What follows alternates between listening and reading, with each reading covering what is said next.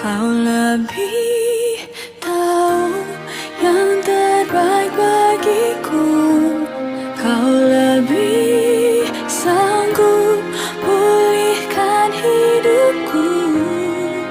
Ku berserah, ku percaya hanya Yesus penolong yang setia.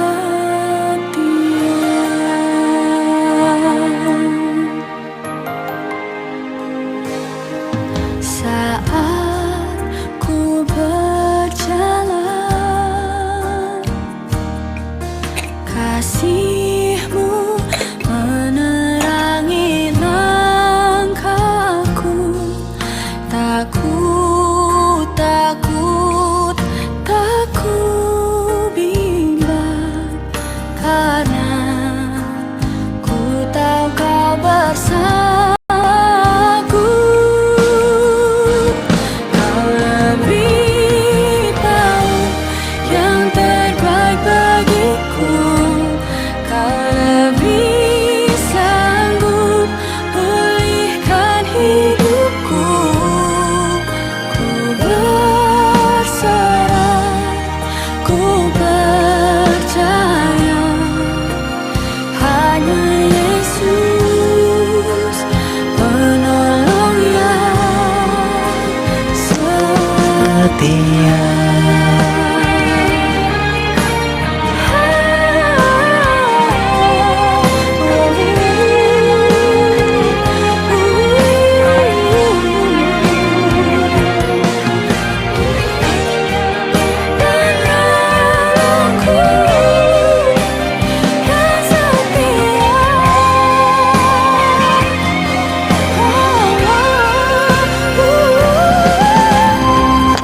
Shalom, shalom. Kau lebih tahu yang terbaik bagiku. Kau lebih sanggup pulihkan hidupku. Ku berserah, ku percaya hanya Yesus penolong yang setia. Hanya Yesus penolong yang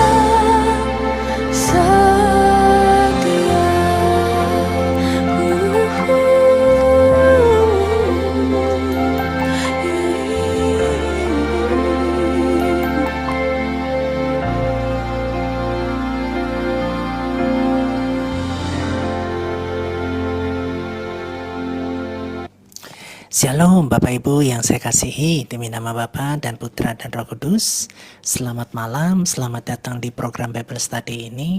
Nah, program Bible Study ini tidak untuk diadakan menyerang pihak-pihak tertentu, tapi kita menyatakan dan membuka beberapa hal yang harus kita buka. Ya, Bapak Ibu sudah sering dengar di kekristenan kita tentang istilah 1 juta murid 300 gereja lokal. Ya, berapa banyak di antara kalian pernah mendengar bahasa ini? Dan akun-akun seperti bukan gereja palsu, akun gereja palsu sering sekali mendengungkan hal-hal ini, khususnya di Instagram. Nah, beberapa hal yang ditulis oleh akun gereja palsu tentang banyaknya hamba Tuhan, ya kata-katanya yang blunder dan sebagainya, itu sering sekali dikritisi oleh akun gereja palsu. Nah, salah satu yang dikritisi ini adalah 1 juta murid 300 gereja lokal. Nah, Bapak Ibu, kita akan membahas juga tentang 1 juta murid 300 gereja lokal. Terima kasih Bunda Lydia. Bagaimana hal ini terjadi, bagaimana peristiwa-peristiwa ini yang akhirnya terus berjalan sampai detik ini. Ya, banyak gereja juga luar biasa perkembangannya. Nah, kita akan lihat dari sisi Alkitabiah kita apa yang dimaui Tuhan. Ya, Bapak Ibu ya. Mari Bapak Ibu, sebelum kita masuk ke dalam pembelajaran 1 juta murid 300 gereja lokal, mari kita berdoa terlebih dahulu. Bapa kami di dalam kerajaan surga, dikuduskan namamu, datanglah kerajaanmu, jadilah kehendakmu. Kami tolak segala bentuk kenajisan, kami tolak dalam segala sesuatu yang tidak berkenan di hadapan Tuhan.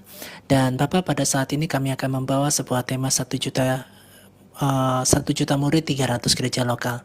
Bimbing hambamu supaya hamba tidak bermaksud untuk menyindir atau menyinyir atau melakukan sebuah bahasa yang sifatnya memojokkan, tidak. Tetapi biarkanlah kuasa Roh Kudus membimbing hambamu, segala sesuatu yang harus dibuka, segala sesuatu yang harus ditutup. Dan biarkanlah anak-anakmu, umat-umatmu bisa memahami tentang sebuah makna perkembangan dari sebuah organisasi. Hamba berdoa di dalam nama Tuhan Yesus, terangi hambamu, terangi semua umatmu, biar kami bisa mengerti. Di dalam nama Tuhan Yesus Kristus kami berdoa dan mengucap syukur. Haleluya. Amin. Mari Bapak Ibu, sebelum kita membahas tentang 1 juta murid 300 gereja lokal, mari kita nikmati satu lagu berikut ini. Tuhan Yesus memberkati.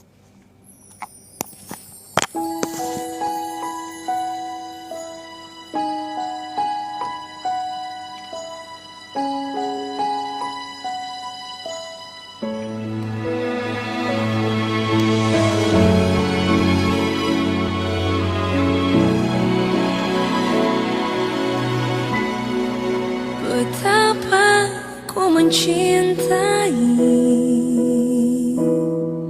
segala yang telah terjadi. Tak pernah sendiri jalani hidup ini, selalu menyertai.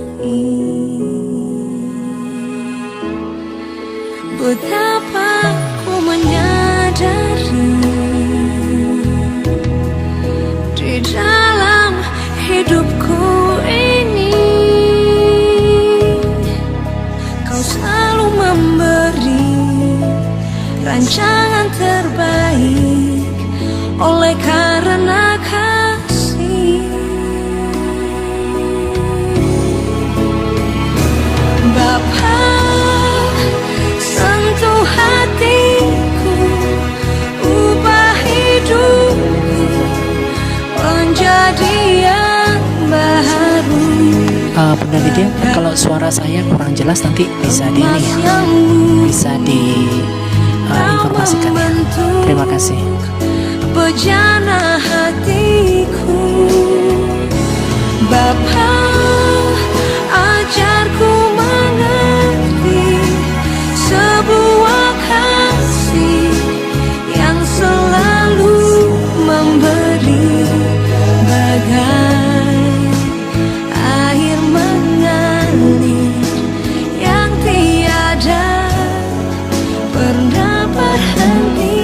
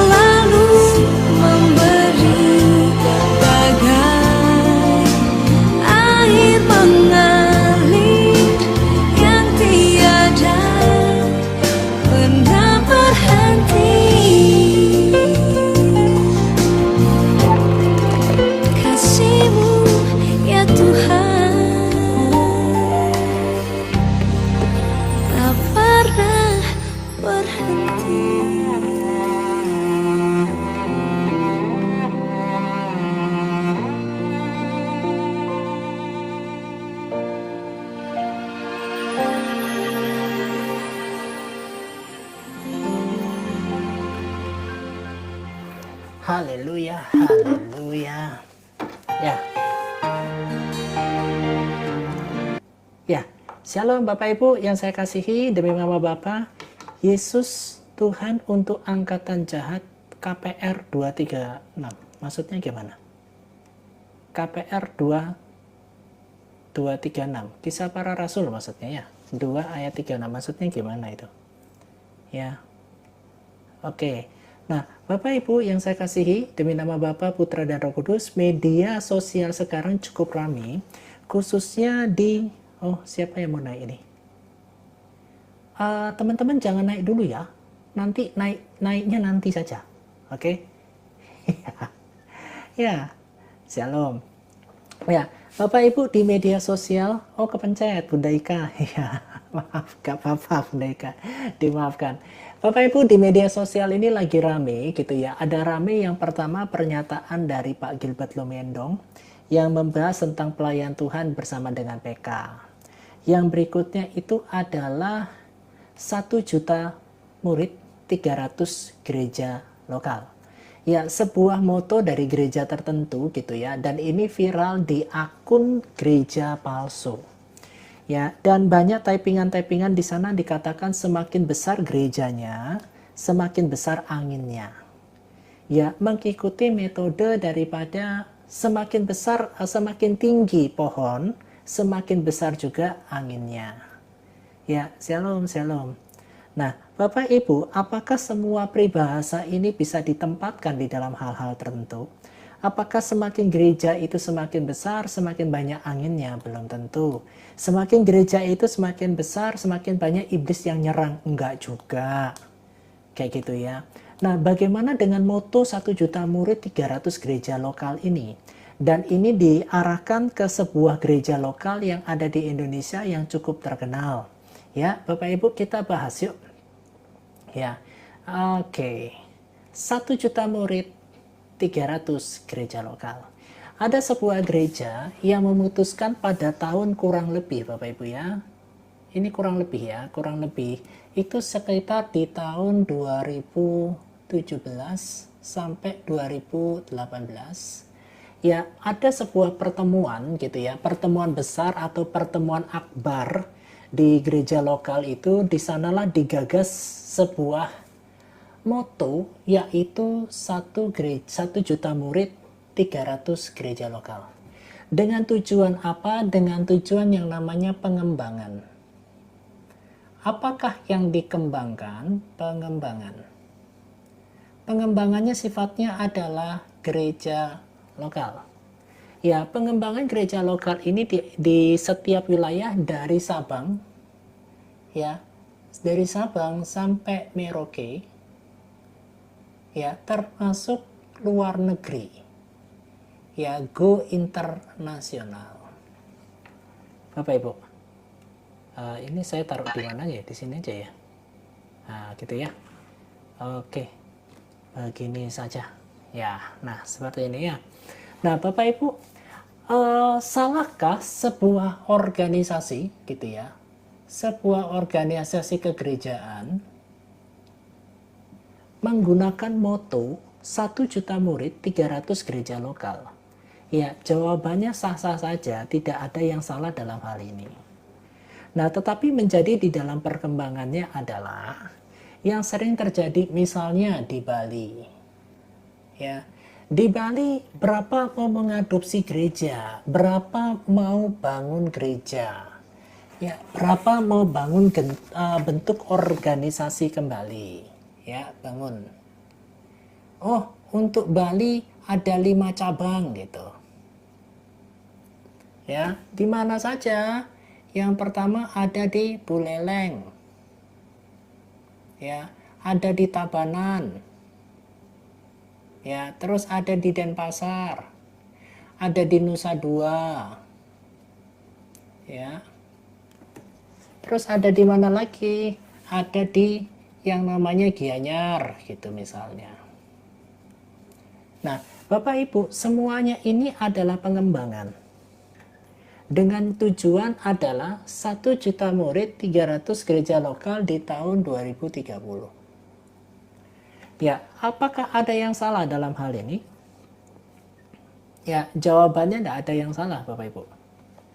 Ya, tetapi yang menjadi perkembangannya adalah gitu ya. Menjadi perkembangannya adalah seperti ini. Bapak Ibu, ada sebuah Alkitab kita mengatakan di dalam Matius 28 ayat 18 sampai 20. Ya, firman Tuhan inilah menjadi dasar daripada pengembangan 1 juta murid 300 gereja lokal. Gitu. Ini saya taruh mana ya? Ini hapus dulu aja ya, biar tidak mengganggu ya. Nah, ini Bapak Ibu. Ya, di dalam pengembangannya, Matius 28 ayat 18 sampai 20 itu menjadi firman.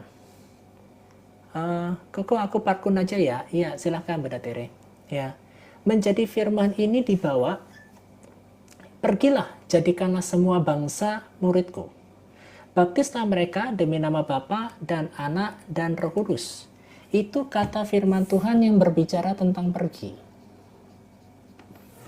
Ya, habis pergi adalah jadikan murid. Murid berbicara tentang apa? Semua bangsa. Ya, ini definisi ayat firman Tuhan, Matius 28 ayat 18 sampai yang ke-20. Pergilah, jadikanlah semua bangsa muridku dan baptislah mereka demi nama Bapa dan Anak dan Roh Kudus. Sering sekali beberapa gereja lokal menggunakan ayat ini dalam pengembangan cabang-cabang keorganisasian mereka yang ada di Indonesia. Ya, itu tidak salah. Tetapi yang menjadi salahnya adalah, nah Bapak Ibu, yang menjadi salahnya begini Bapak Ibu. Ya, ada 5 cabang target yang sudah ditentukan, Buleleng, Tabanan, Denpasar, Nusa Dua, Gianyar. Untuk apa? Untuk yang namanya membangun sebuah gedung gereja. Membangun sebuah yang namanya persekutuan di atas nama organisasi. Ya, paham ya Bapak Ibu ya? Yang menjadi problemnya adalah, pergi jadikanlah semua bangsa muridku, itu perginya bukan kepada bangsa. Tetapi perginya kepada siapa? Kepada gereja lain. Ya, yang menjadi fokusnya adalah quantity. Targetnya kapan kok? Targetnya adalah tahun 2030. Ya, target ini harus terrealisasi. Kerja harus ada target. Ya, di dalam pengembangan semua cabang ini harus ditargetkan. Ya, Buleleng, Tabanan, Denpasar, Nusa Dua, Gianyar. Ini harus dikembangkan semua dengan sistem yang namanya target. Nah, Bapak Ibu, saya mau tanya, selama Tuhan Yesus di bumi, apakah dia menggunakan target? Waktunya adalah 3,5 tahun. Ya, bagaimana target yang diciptakan? Tidak ada target. Pada saat Tuhan Yesus naik ke surga, ya, Petrus, ya, bersama dengan Yohanes, Yakobus, ya, apa yang dia bentuk Bapak Ibu? Sebuah persekutuan. Ya.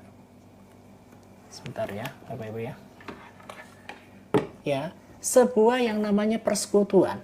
Dari persekutuan ini disertai sebuah tanda yang namanya mukjizat.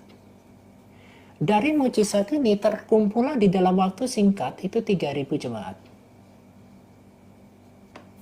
Nah, itu. Di dalam pengembangannya makin lama makin bertambah. Ya, fokus daripada Petrus, Yohanes, Yakobus, ya, fokus dari mereka bertiga ini adalah berbicara tentang ya kabar baik. Ya, berbicara tentang Kristus.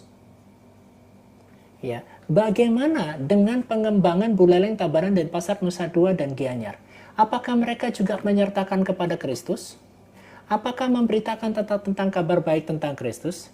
Tetapi yang sering terjadi, yang sering dikritisi yang ada di lapangan adalah anak-anak muda daripada gereja ini, anak-anak muda daripada komsel ini, pergi untuk apa? Untuk pergi, ya, menggait gereja lain.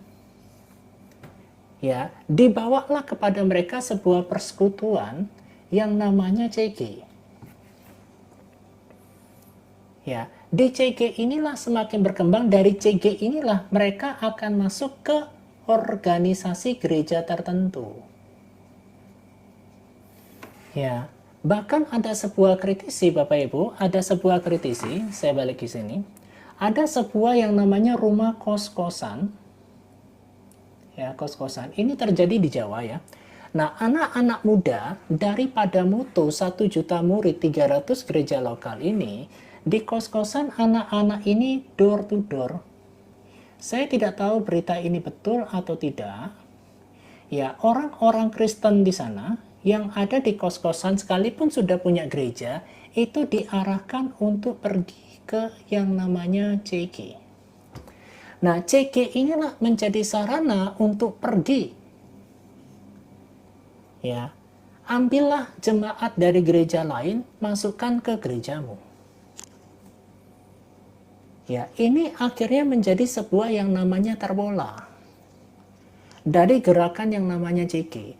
Sedangkan kalau Bapak Ibu dalam gerakan KPR di dalam Kisah Para Rasul, ya, Petrus, Yohanes, Yakobus berbicara tentang Kristus disertai dengan tanda-tanda mujizat yang heran.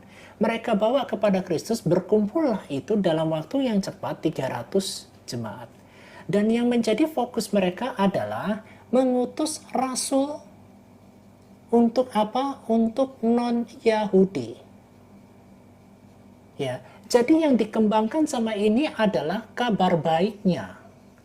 Tetapi kalau kita lihat dari 1 juta murid, 300 gereja lokal ini, yang akan dikembangkan itu sebagian besar menilai itu organisasinya.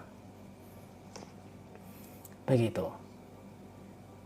Ya, membuat makin banyak gereja atau gedung itu semakin bertambah. Berbeda dengan prinsipnya secara KPR di dalam Kisah Para Rasul. Ya, moto ini tidak ada yang salah. Pengembangan kerajaan surga, pengembangan kerajaan Allah, Bapak Ibu ya. Pengembangan kerajaan Allah lewat organisasi itu tidak ada yang salah. Ya, yang menjadi salah adalah ini. Door to door di kos-kosan, dibawalah orang-orang Kristen itu dibawa CG. Ya, muncullah sebuah istilah, kamu dapat makan di CG, kamu dapat minum di sini. Ya, berbaktilah di rumahmu, welcome home. Dan akhirnya Bapak Ibu, dengan adanya model kayak begini, akhirnya terbentuk yang nama istilah denom. Ya, bagaimana dengan orang-orang Kristen yang tidak satu organisasi dengan mereka, apakah gabung dengan CG? Lama-lama nggak enak, ujung-ujungnya out. Karena bukan gerejanya. Nah, yang sering sekali Bapak Ibu yang terjadi di era modern ini, kita terjebak dalam bukan menjadi pengembangan kerajaan Allah. Ya. Bukan pengembangan kerajaan Allah, tetapi yang dikembangkan itu organisasi gereja. Gitu. Ini yang terjadi. Dan ini Bapak Ibu, kalau Bapak Ibu masuk di Instagram, ya, masuk di Instagram, ya, Bapak Ibu bisa lihat yang namanya akun, ya, bukan gereja palsu. Ya, akun gereja palsu ini, akun bukan gereja palsu ini sangat mengkritisi banyak hal tentang 1 juta murid 300 gereja lokal. Ini seperti sebuah pembentukan perusahaan. Ya, punya cabang pembantu di mana-mana. Ya, Bapak Ibu. Bapak Ibu, kalau Bapak Ibu mau bertanya sampai sini silakan ya.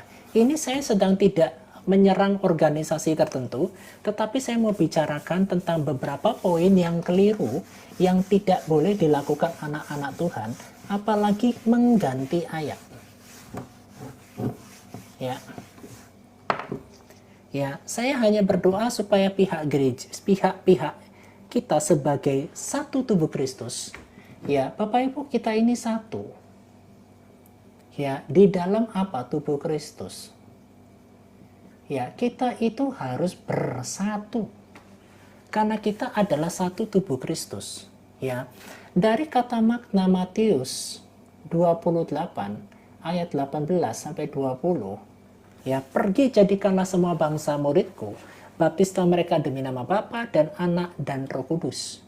Yang harus kata kita pergi, ya, kepada siapa yang belum mendengar, ya, kabar baik. Paham ya Bapak Ibu ya? Ya, yang harus Matius 28 ayat 18 sampai 20, pergi. Jadikanlah semua bangsa muridku dan baptislah mereka demi nama Bapa dan Anak dan Roh Kudus. Itu pergi untuk belum mendengar kabar baik. Makanya Bapak Ibu, 12 rasul ini, ya, mereka itu berpencar. Ya. Mereka itu berpencar. Ada yang di Yerusalem, ya, ada yang akhirnya pergi ke daerah-daerah tertentu seperti contohnya Filipus. Mereka berpencar. Apakah mereka berpencar dalam bentuk membentuk pengembangan organisasi? Jawabannya tidak.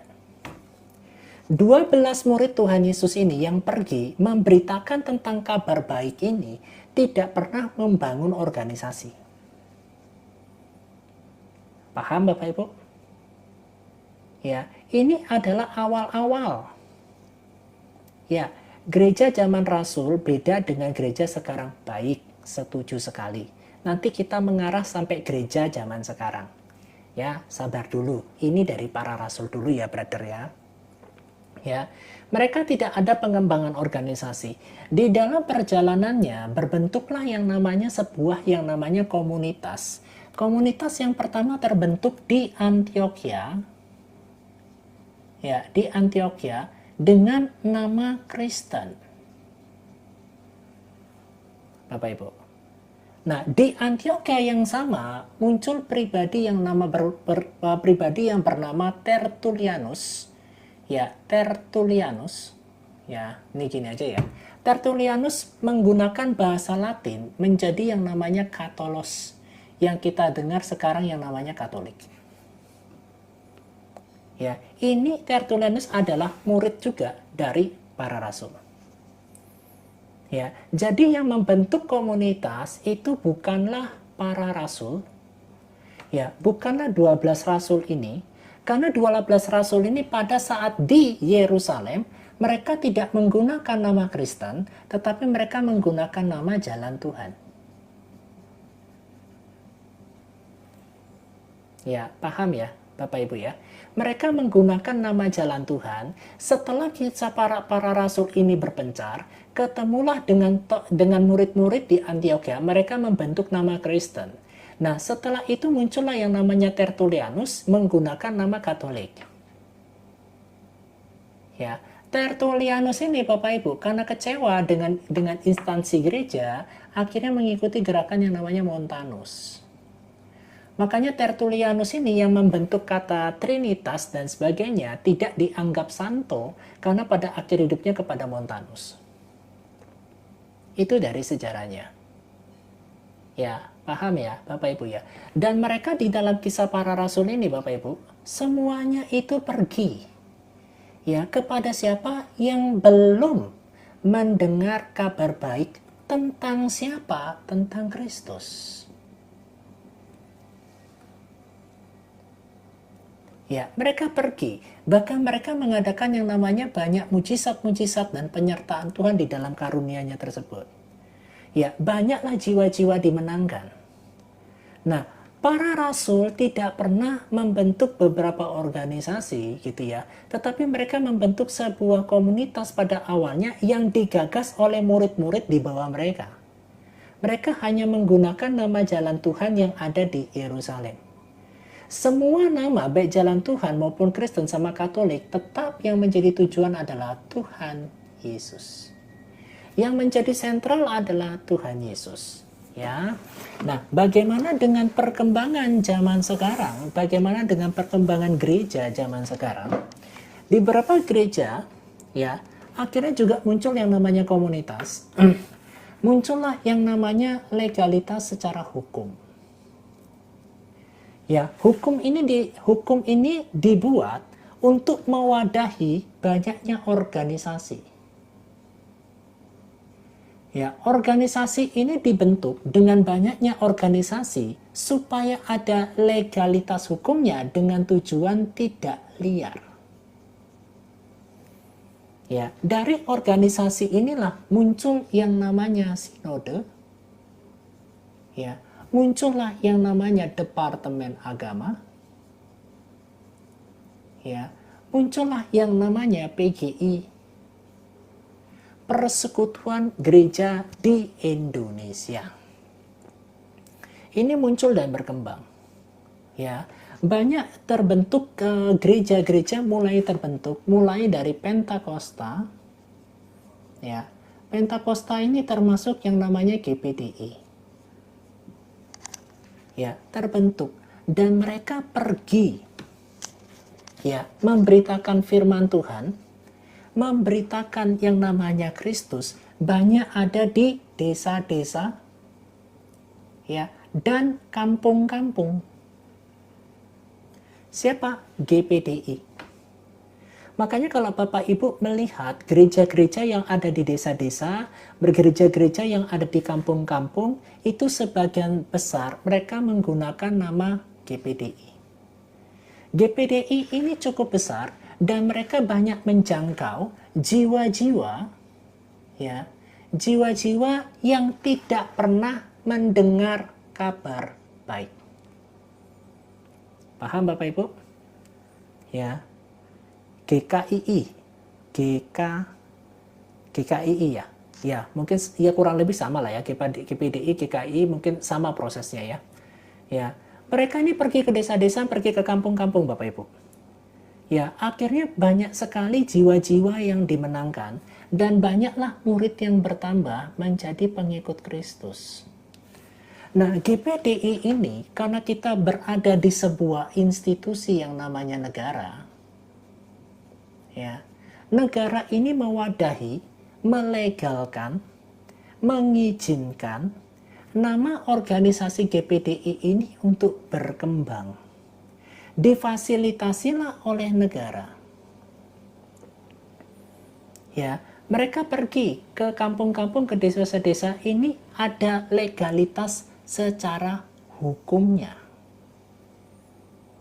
Paham? Ini awal-awal ya Bapak Ibu ya, awal-awalnya ya. Oke, kita lanjut ya Bapak Ibu. Gereja Injili Indonesia, suku Dayak, ya betul. Jadi betul. Jadi kayak GPDI, GKII apa tadi ya? GKII ya, Gereja Kristen Injili ya. Betul ya brother ya? Sebentar. GKII, ya sama ya. Jadi bukan cuma GPDI saja, ada beberapa Kristen yang secara legalitas hukum, ya betul, GKII ya, GKII, ya, secara legalitas hukum Bapak Ibu, ya mereka sudah memiliki legalitas secara hukum sebagai organisasi. Nah, dari organisasi ini Bapak Ibu, gereja GPDI dan GKII bersama dengan gereja-gereja yang lainnya, muncullah yang namanya sebuah pelayanan dalam bentuk adalah pernikahan, ya, pemakaman, ya. Jadi organisasi ini, organisasi gereja ini, ya sangat membantu negara di dalam kredibilitas dalam pernikahan jemaat yang berguna untuk di dalam proses apa? Pencatatan sipil, ya, catatan sipil. Ya, mereka ini sangat bermanfaat bagi negara, sangat berguna bagi negara di dalam proses pernikahan termasuk pemakaman. Ya, ini Bapak Ibu.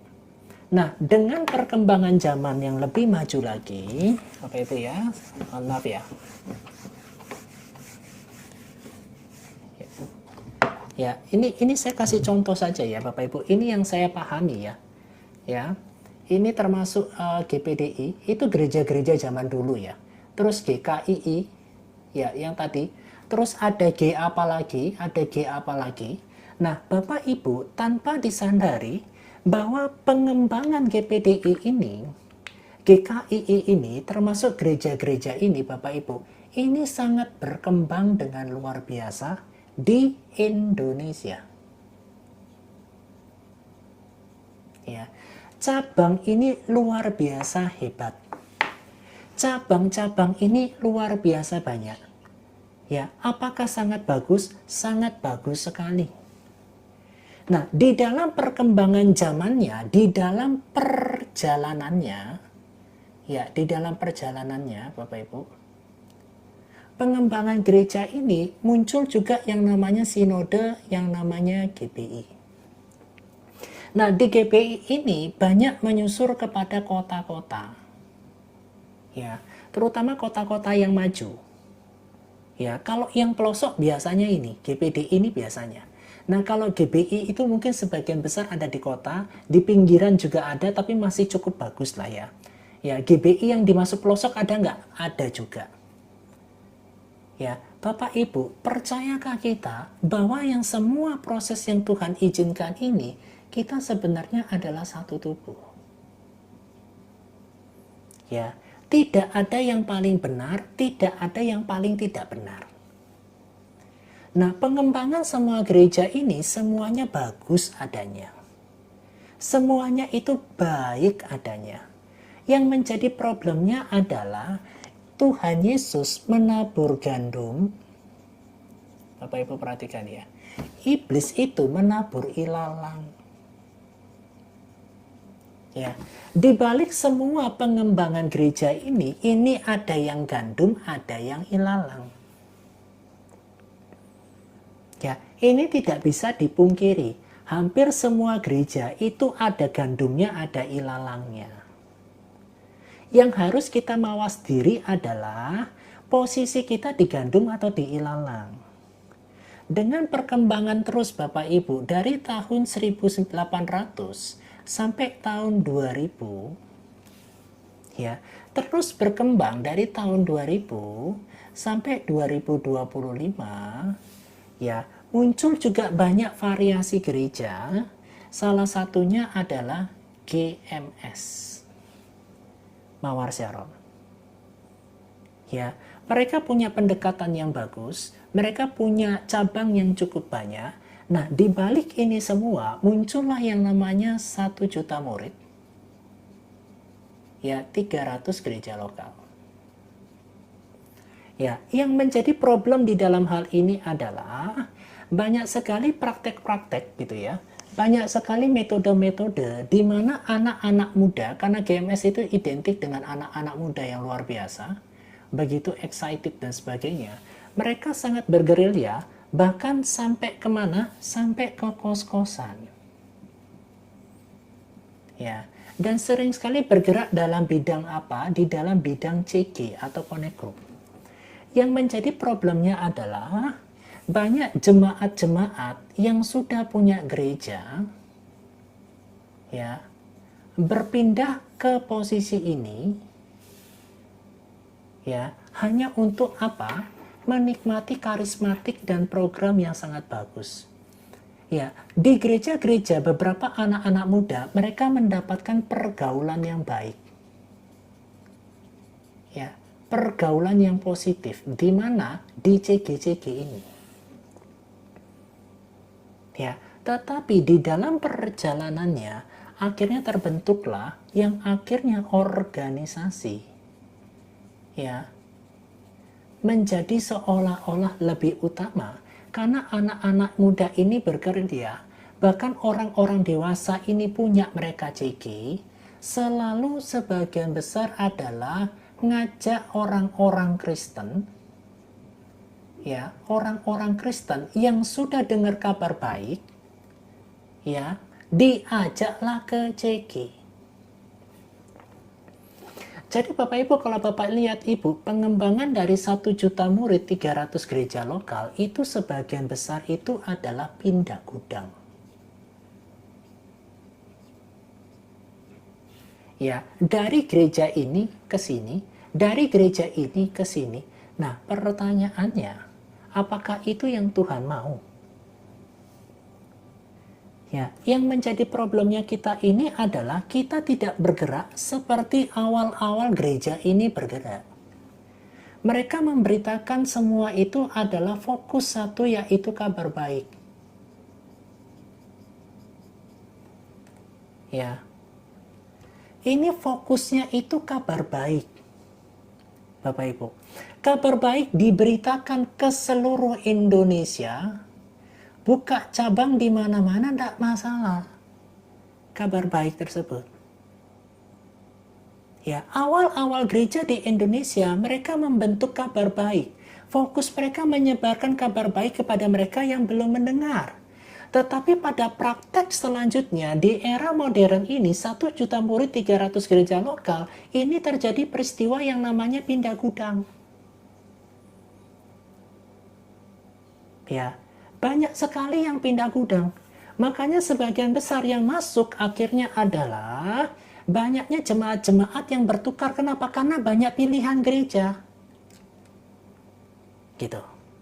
Kabar baik dan sifatnya adalah pengajaran, ya, yang berfungsi untuk apa? Pengajaran. Ya, yang berfungsi untuk mengarahkan jemaat itu pada pertobatan. Ya, pertobatan ini jarang dibicarakan. Ya, dimunculkanlah sebuah khotbah-khotbah, cerita-cerita, akhirnya yang membuat itu menjadi sebuah tertarik. Nah, akhirnya kuasa mujizat, ya, kuasa mujizat, gitu ya, mujizat, kesembuhan dan sebagainya, yang seharusnya ini adalah kepada Kristus untuk dimuliakan. Dan akhirnya mujizat-mujizat KKR yang diadakan adalah mereka pergi untuk menggait orang-orang Kristen, ya, untuk bawa masuk ke gerejanya. Ya, dengan sebuah mengatakan bahwa di gereja kami punya rumput paling seger. Rumput saya seger. Gitu. Firman Tuhan itu tidak ada yang, firman Tuhan itu semuanya seger. Dari gereja manapun, semua firman Tuhan itu seger. Yang harus kita ajari kepada jemaat adalah bagaimana jemaat atau umat Tuhan merespon, ya, meresponi firman Tuhan tersebut atau menghidupi firman Tuhan itu tersebut. Ingat ya Bapak Ibu ya, gereja GPDI, GKII, gereja apapun termasuk GBI, termasuk Mawar Sharon, itu tidak pernah memberikan kamu pertumbuhan iman. Yang memberi pertumbuhan iman adalah saat kamu responi firman Tuhan dengan benar, kamu hidup di dalam pertobatan ini, hidupmu takut akan Tuhan, bukan tentang siapa yang menyiram dan bukan siapa yang menanam. Tetapi yang memberikan pertumbuhan itu bukan GPDI, bukan GKII, bukan GBI, ya, bukan gereja saya, bukan Mawar Sharon. Yang memberikan pertumbuhan itu tetap yang namanya Roh Kudus. Firman-Nya berkata apa? Kalau kamu di luar aku, kamu tidak akan pernah bisa berbuat apa-apa. Yang harus kita sampaikan kepada jemaat adalah hidup dalam pertobatan, sebuah pengajaran, menyatakan kesalahan, memperbaiki kelakuan, hidup di dalam pertobatan. Ya, nanti yang memberikan pertumbuhan tidak gereja. Makanya Bapak Ibu saya mau sampaikan, gereja apapun itu bentuknya, sehebat apapun gereja itu apapun bentuknya, tidak pernah memberikan pertumbuhan apapun. Yang memberikan kamu pertumbuhan itu adalah rela hatinya kamu untuk terima firman Tuhan. Responnya kamu terhadap yang namanya firman Tuhan. Bapak Ibu coba kita buka ya di dalam Kisah Para Rasul supaya Bapak Ibu paham ya sampai sini ya. Ya, saya hanya berbicara kepada semua umat Tuhan ya, tidak pada organisasi tertentu. Ya, Bapak Ibu ya, jangan sampai terjebak di sana. Oke? Ya. Saya carikan ayatnya Bapak Ibu, sabar. Nah, Bapak Ibu perhatikan ini, di Kisah Para Rasul 7 ayat 11, orang-orang Yahudi di kota itu lebih baik hatinya daripada orang-orang Yahudi di Tesalonika, karena mereka menerima firman itu dengan segala kerelaan hati. Ya, jadi yang memberikan pertumbuhan bukan gereja. Yang memberikan pertumbuhan adalah saat kamu menerima firman itu dengan segala kerelaan hati, dan setiap hari mereka menyelidiki kitab suci untuk mengetahui apakah semuanya itu benar demikian. Ya, jadi Bapak Ibu, semua umat Tuhan, jangan pernah berpikir bahwa gereja maupun pendeta memberikan kamu pertumbuhan. Tidak ada. Ya, saya pun tidak akan pernah bisa ngasih membuat pertumbuhan apapun dalam hidupmu. Ya, betul ya. Ya, gini ya Bapak Ibu ya. Saya mau sampaikan gini. Gereja apapun,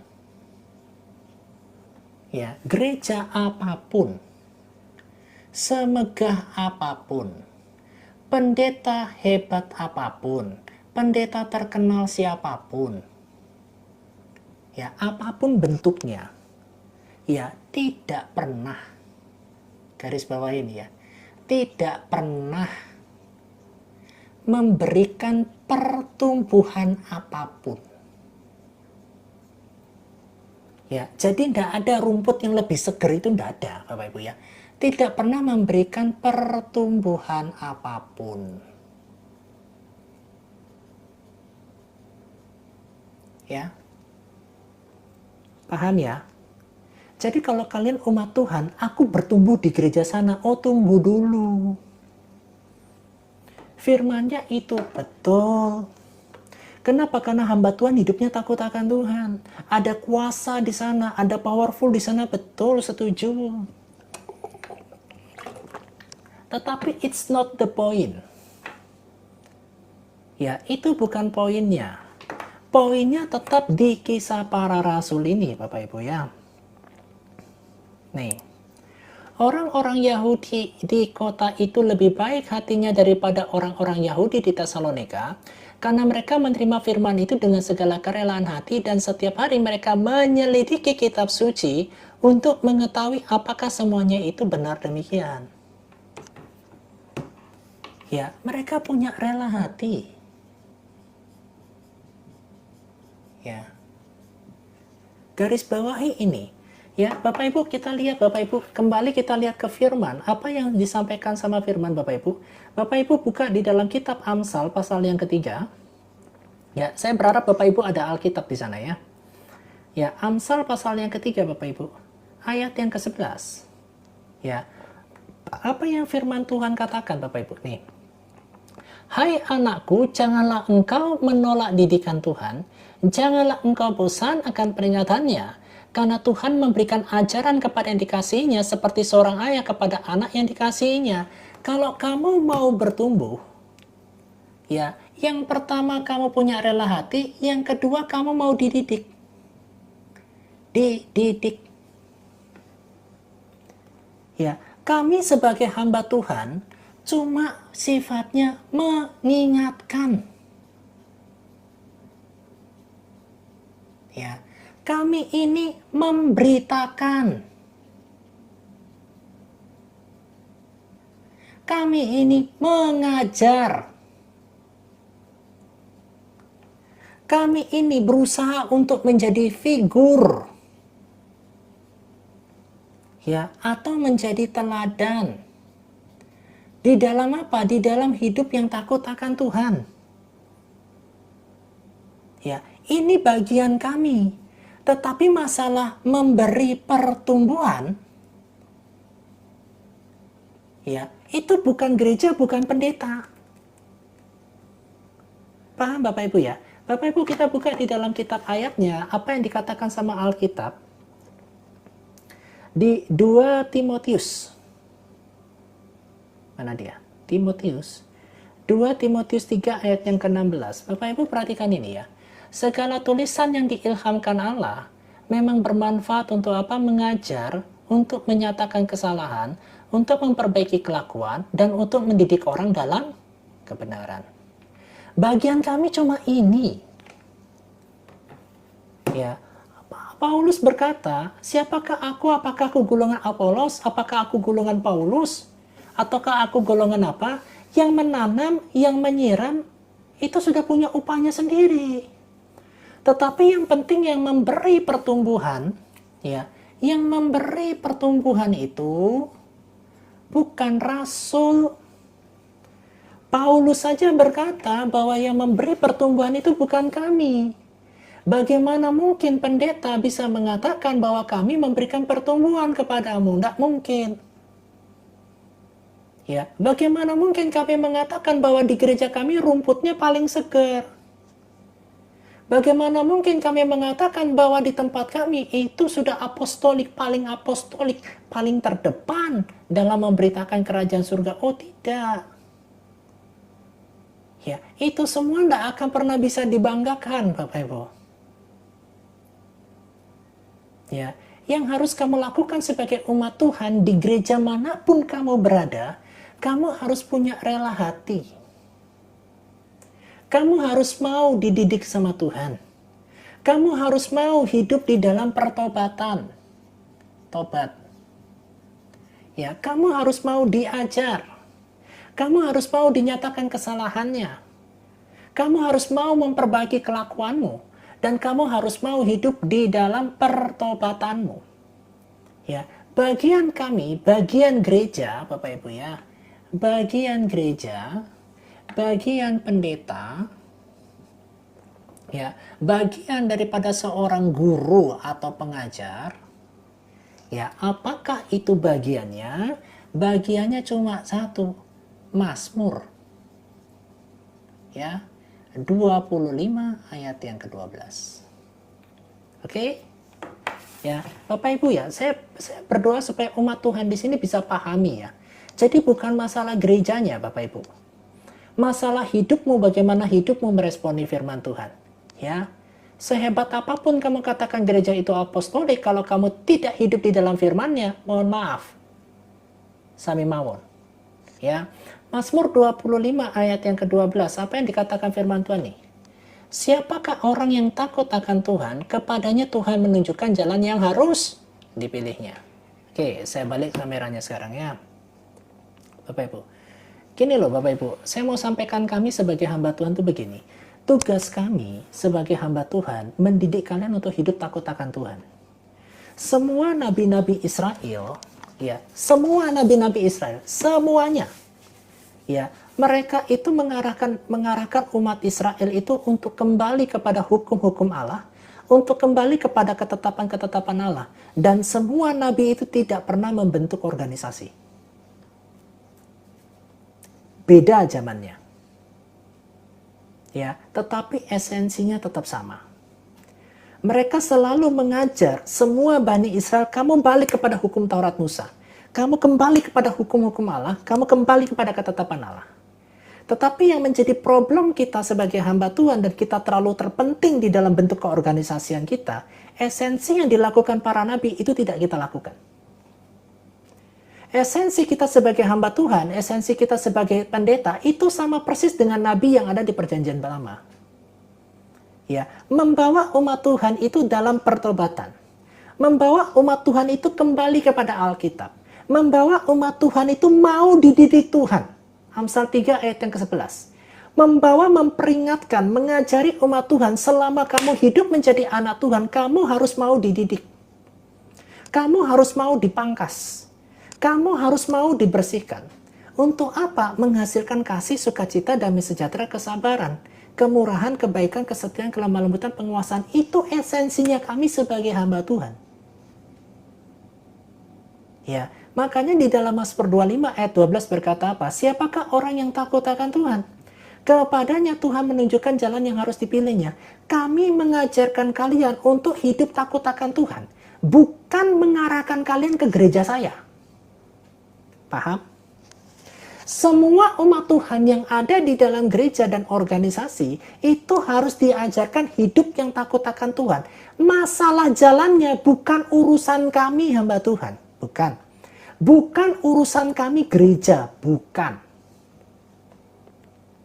Karena esensi para rasul, karena esensi nabi-nabi di dalam perjanjian lama, esensinya begitu. Tidak ada esensi yang lain, tidak ada kepentingan yang lain. Nah, 1 juta murid, 300 gereja lokal, esensinya kemana? Gitu. Salah tidak pengembangan? Tidak. Tetapi kalau esensinya sudah bergeser, itu yang salah. Ya, paham ya Bapak Ibu ya? Esensi kita semua hamba Tuhan cuma satu Bapak Ibu. Siapakah orang yang takut akan Tuhan, kepadanya Tuhan menunjukkan jalan yang harus dipilihnya. Kami bina jemaat itu, takut akan Tuhan, tiba-tiba, kok aku pindah gereja, itu bukan urusanmu. Kita sebagai hamba Tuhan tidak boleh ngomong, kamu sudah dibina, wah bertahun-tahun kamu sudah dibina, oh gitu ya, kamu tinggalkan gereja saya, tidak bisa. Kenapa? Karena kami pendeta hamba Tuhan tidak pernah bisa punya karunia memiliki domba itu punya kami, tidak ada itu karunianya.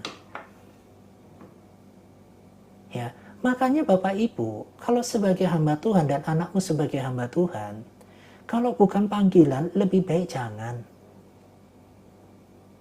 Ya, lebih baik kamu kerja sekuler deh. Melayani sambil bekerja deh.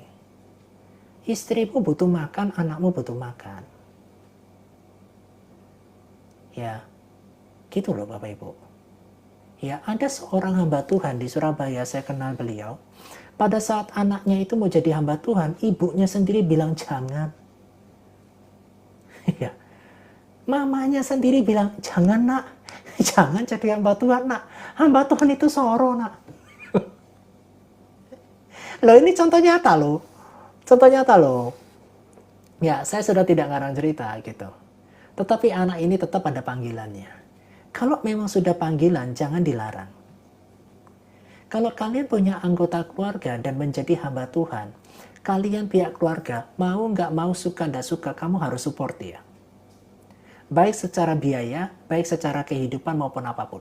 Anggota keluarga lah yang harus mensupport keluarganya ini, salah satu keluarganya jadi hamba Tuhan. Dia nggak bisa sendiri. Karena hamba Tuhan yang murni cuma mendidik orang yang takut akan Tuhan. Masalah jalannya bukan urusannya. Ya, Bapak Ibu, makanya kenapa saya suka dengan persekutuan ekumeni. Kami hanya mengajar hidup yang takut akan Tuhan. Dia mau ke gereja mana, dia mau ke persekutuan mana, it's not my business. Itu bukan urusan saya. Ya, saya pun tidak merasa memberikan pertumbuhan kepada orang tersebut. Ya, karena yang memberikan pertumbuhan bukan saya. Saya ini cuma disuruh ngajar. Ya, saya cuma disuruh ngajarin umat untuk kembali kepada Alkitab. Supaya umat Tuhan tahu isi Alkitab itu begini ya. Kami tuh ngajar memberitakan isi Alkitab itu seperti ini loh. Yohanes 14 ayat 12. Ya, Bapak Ibu. Yohanes 14 ayat 12. Saya bacakan ya, Bapak Ibu ya. Nih. Ya, biar Bapak Ibu umat Tuhan tolong ya. Kepentingan yang utama tuh bukan kepentingan organisasi gereja. Mohon maaf sekali. Ya, maaf sekali ya. Yohanes 14 ayat 12. Aku berkata kepadamu, sesungguhnya barang siapa percaya kepadaku, kata Yesus, ia akan melakukan juga pekerjaan-pekerjaan yang aku lakukan, bahkan pekerjaan-pekerjaan lebih besar daripada itu, sebab aku pergi kepada Bapa. Yang harus diajari kepada umat Tuhan, pekerjaan yang Yesus lakukan di bumi apa? Itu loh. Ya, bukan ngajarin kalian itu tentang perpuluhan aja. Bukan ngajarin tentang buah sulung. Selama Yesus di bumi, dia tidak pernah ngajarin muridnya itu perpuluhan. Secara spesifik, Matius, Markus, Lukas, Yohanes tidak pernah ngajarin kalian secara spesifik tentang perpuluhan. Ya, kisah para rasul tidak secara spesifik mengajarkan kalian tentang perpuluhan. Tetapi mereka berbagi dengan istilah nama diakonia. Tidak ada istilah nama perpuluhan. Ya, yang harus diajarkan lebih banyak kepada umat Tuhan dan pengikut Kristus, pekerjaan apa yang Yesus lakukan selama di bumi. Karena kita mengkopinya.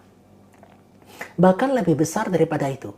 Jangan sampai nanti kita nyanyi, ku mau sepertimu Yesus. Di surga malaikat ngomong hanya simbolik.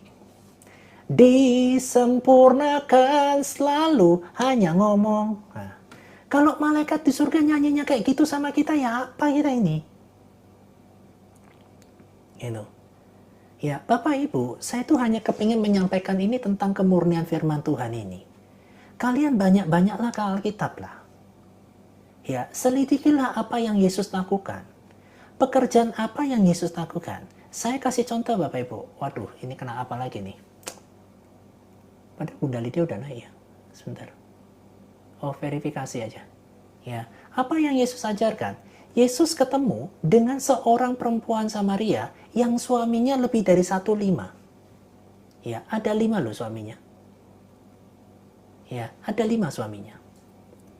Ya, perempuan Samaria itu datang ke tempat pengambilan air, nimba air. Itu jam 12 siang, kurang lebih tengah siang, yang tidak pada umumnya. Yesus duduk di sana, Yesus nyapa dan berkata, "Hai perempuan, berikanlah aku air." Dan apa yang dikatakan perempuan Samaria itu? Masakan kamu orang Yahudi minta dengan saya? Ya, Yesus tidak datang dengan penghakiman. Itu yang Yesus lakukan, kita copy. Dia datang kepada perempuan itu, dia membentuk sebuah percakapan, ya dikatakanlah dia, ya, berapa panggil suamimu? Saya tidak punya suami. Jawabanmu benar, kamu setuju. Apa yang terjadi? Pertobatan hidup. Perempuan Samaria ini, ya, mengalami pertobatan hidup, mengalami perjumpaan pribadi dengan dia. Ya, dinyatakan kesalahannya, dia bertobat, dan akhirnya dia pergi satu kampung untuk memberitakan, ini adalah sosok Mesias, Sang Juru Selamat. Satu kampung mendengar tentang Yesus dari orang yang berdosa ini. Itu pekerjaan yang Yesus lakukan. Kita nih, ya, baru ketemu cewek, baru ketemu perempuan, baru ketemu suami, korban perceraian, kita ngomong apa? Kamu melakukan perbuatan yang dibenci sama Tuhan kau. Kau melakukan perbuatan, gitu kan kita kan. Ini suaminya 5 loh. Gonta-ganti cowok loh. Ini perempuan Samaria cantik banget. Ya, banyak yang mau sama dia. Ya, sekalipun kamu sudah gonta-ganti pacar, sekalipun kamu sudah gonta-ganti laki-laki, sekalipun kamu sudah dimasukin beberapa kali dengan banyak laki-laki, aku tetap mau. Cantiknya perempuan Samaria ini. Cantik loh. Itu. Tetapi apa yang Yesus lakukan? Tidak pernah datang dengan penghakiman. Ya, dia datang dengan pemulihan. Kadang-kadang kita ini baru ketemu sama perempuan satu korban perceraian aja. Kamu melakukan perbuatan yang tidak disukai sama Tuhan. Apa yang sudah dipersatukan oleh Allah tidak boleh diceraikan sama manusia. Memang kamu yang tidak sesuai dengan firman Tuhan ya. Kayak gini mau pelayanan ya. Gitu. Waduh, berat. Akhirnya perempuan Samaria ini apa? Tidak melayani di dalam gereja. Tetapi dia pergi. Menyampaikan sama penduduk kampungnya tentang apa yang Yesus buat dalam hidupnya. Berapa banyak orang-orang yang berdosa, bertobat, dia tidak melayani di dalam gereja, tapi dia pergi memberitakan kepada saudara-saudara dan keluarganya bahwa Yesus sudah pulihkan hidupnya. Itu yang Yesus lakukan. Ini yang harus kita copy. Bapak Ibu tahu seorang tokoh besar yang namanya Mahatma Gandhi? Ya, Mahatma Gandhi sangat terkesima dengan pengajaran Yesus. Jika kau ditampar pipi kiri, berikan pipi kanan. Tetapi dia masuk ke gereja orang Kristen. Ya, pada saat itu dia ditolak. Orang Kristen itu berkata apa? Kami tidak terima kulit hitam. Ya, apa yang disampaikan sama Mahatma Gandhi? Aku suka pengajaran Yesus. Aku suka pengajaran Kristus, tetapi aku tidak suka sama orang Kristen. Mau ngomong apa kita? Itu seorang tokoh besar Mahatma Gandhi loh. Sekalipun KTP-mu Kristen, sekalipun KTP-mu dari lahir Kristen, tetapi kalau kamu tidak belajar tentang kehidupan Yesus, apalah artinya itu? Dia tidak menghakimi, dia terima. Di persekutuan kami ada korban perceraian, tetapi kami tidak pernah mau lihat masa lalunya. Kami mau lihat pertobatannya. Ya, termasuk 1 juta murid gereja lokal. 300 gereja lokal. Ada nggak yang salah? Enggak. Ya, yang akhirnya yang menjadi tersana sebagian besar orang Chinese semua. Ya, sebagian besar orang Kristen semua. Yang mendengar tentang Injil ada enggak? Kalau kita bangun gereja hanya untuk sistem pindah gudang. Ya, dari gereja A ke gereja B, dari gereja B ke gereja C. Karena banyak kekecewaan di gereja ini, aku nggak punya kesempatan melayani dan sebagainya. Kamu memberitakan kerajaan Allah atau kamu memberitakan organisasimu? Anak-anak mudanya begitu getol bahwa orang ke CG semua. Sampai di CG dikasih undangan, mau nggak mau akhirnya sungkan pindah gereja. Ya, apakah itu yang Kristus mau? Enggak kan? Ya, malah muncul banyak masalah. Pengembangan gereja enggak apa-apa, tapi tirulah GPDI pada tahun 1990-an. Dia memberitakan banyak orang-orang yang tidak pernah dengar kabar baik. Kita penjangkauannya bukan penjangkauan mereka yang tidak pernah dengar nama Yesus. CG itu apa kok? CG itu Connect Group, bahasa sederhananya Komsel.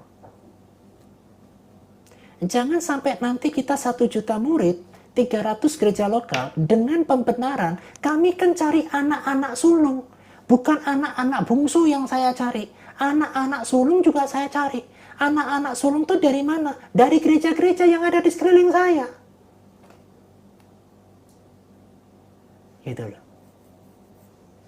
Bapak Ibu, pernahkah Bapak Ibu melihat jari jempol sama jari telunjuk itu saingan? Kalau 5 jari ini satu dengan saingan, saya tidak bisa pegang ini loh. Tetapi sangat berbahaya sekali kalau gereja itu menjadi sebuah persaingan. Kenapa? Karena itu bisnis. Di dalam tubuh Kristus itu tidak ada persaingan. Kamu sudah dikasih porsinya masing-masing.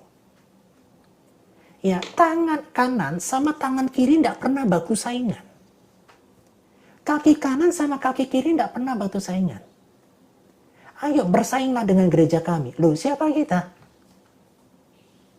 Tubuh Kristus tidak boleh ada saingan, Bapak Ibu. Tubuh Kristus itu sifatnya saling melengkapi. Jangan pernah kita merasa gereja kita paling hebat, paling wah, paling hebat, paling rohani, dan sebagainya. Jangan pernah.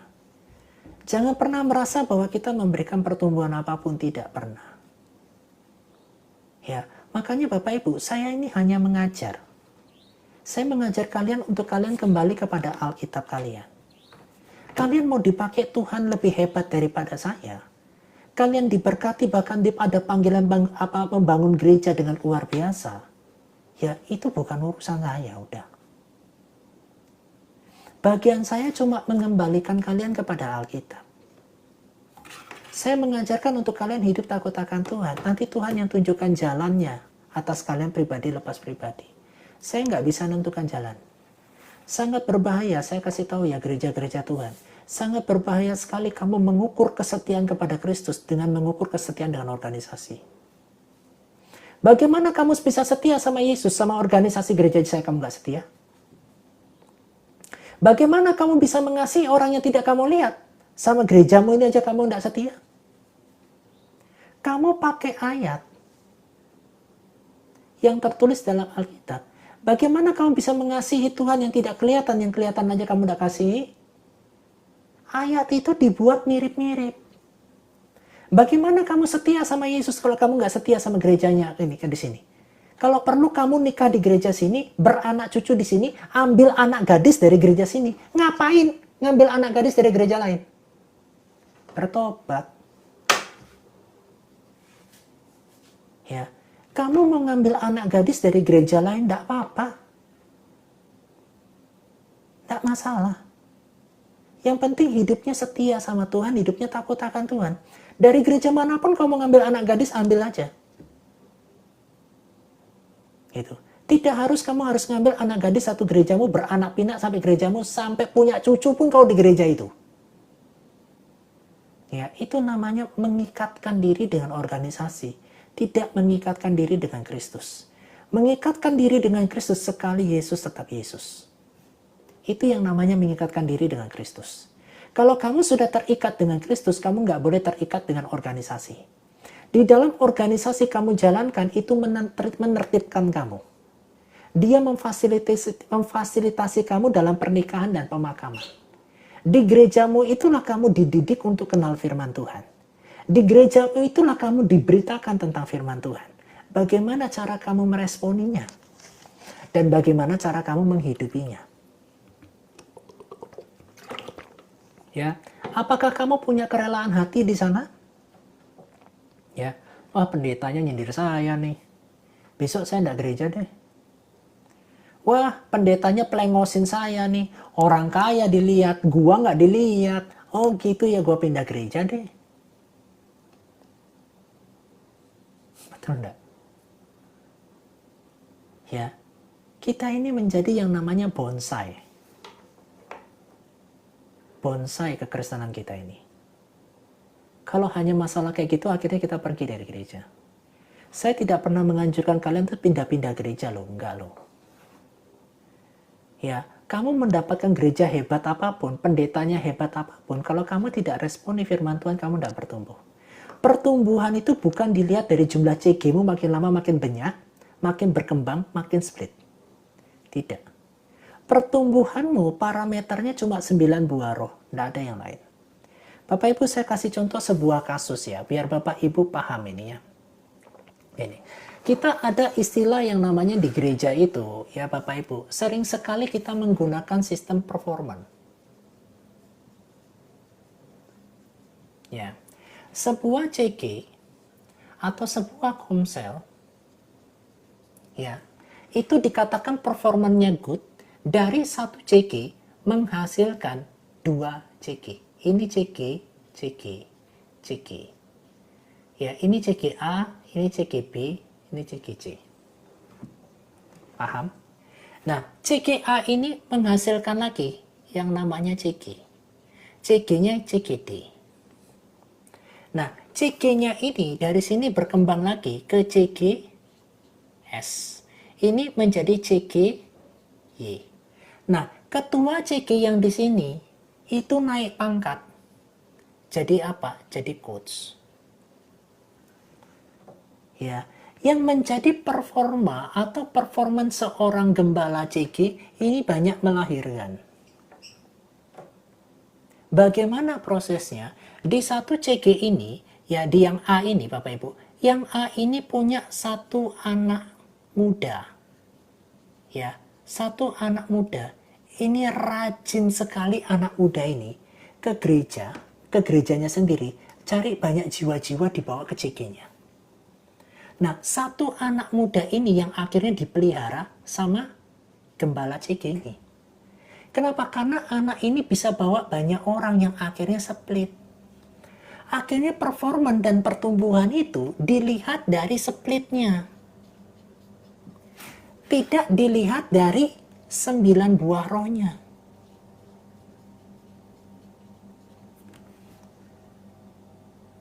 Ya, Bapak Ibu ya. Ini tolak ukurnya dari mana kok? Ini tolak ukurnya cuma Tuhan, ya, dan pribadi itu yang paling memahaminya.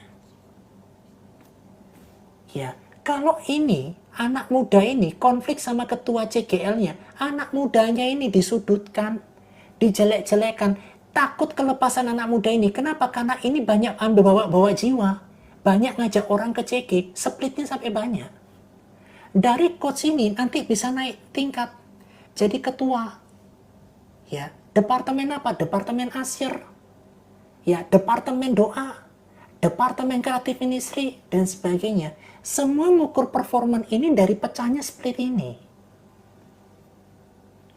Pertumbuhan 9 buah roh dalam setiap pribadi itu tergantung dari jemaat ini, tanah hatinya bagaimana. Nah, yang paling sulit Bapak Ibu itu menggemburkan tanah hati ini. Makanya kenapa banyak firman itu sering jatuh di tanah yang berbatu-batu. Cari firman Tuhan ini banyak jatuh di tanah yang ada semak belukarnya. Firman ini sering jatuh juga di pinggir jalan. Hanya sedikit yang jatuhnya di tanah yang subur. Inilah para perver, inilah performannya. Gitu. Kalau kita ngejar performan hanya untuk seplat-seplit, kamu cari masa. Ya, kamu membuat CG-mu having fun. Ya, tetapi ada nggak pengajaran Tuhan dari yang namanya 2 Timotius 3 ayat yang ke-16. Yesus Kristus di dalam pelayanannya itu 3,5 tahun cuma 12 yang benar-benar ikut Dia. Gitu. Ya, anak muda ini akhirnya Bapak Ibu nyari jiwa-jiwa sampai kemana? Sampai ke gereja lain. CGL-nya ada instruksi nggak? Enggak. Inisiatif daripada anak muda ini yang luar biasa. Dia cari temennya, diajak CG, split. Nanti kalau iblis adu ya, anak mudanya sama ketua CG-nya, wah bisa ribut. Ya, ini bisa kepahitan salah satunya ini. Kalau diadu sama iblis. Yang ketua CG-nya takut kehilangan anak muda ini. Kenapa? Karena anak muda ini sering bawa jiwa. Jadi karena anak muda ini muncul CG berikutnya dari dia yang split. Naik performannya. Ya, makin lama anak muda ini sadar kalau aku dimanfaatkan sama ketua CG-ku.